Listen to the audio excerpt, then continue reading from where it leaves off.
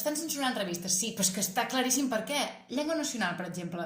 Ostres, llibres per culturitzar-te i, a més, si veieu, la finestra està una mica oberta per poder tirar la cadira quan se sentin espanyols parlant pel cap, després. I segur que parla d'això, aquesta revista.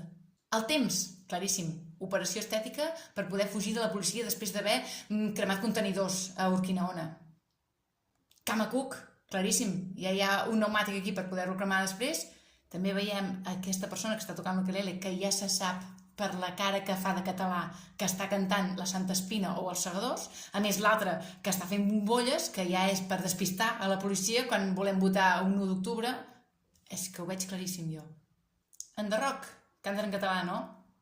I en Joan Enric, aquesta posició d'anem a la lluita, anem contra els espanyols. Bueno, és que jo no sé per què no ho han tret abans, això. I finalment Cavallforts, aquest nen aquí en primer pla posant un ocell a una branca, l'ocell ja significa llibertat pels països catalans i a darrere, si ho veieu, hi ha el gos lligat al coll, que és com nosaltres estem pressionant a Espanya. I això es nota també. I els nens ho llegeixen i... molt malament.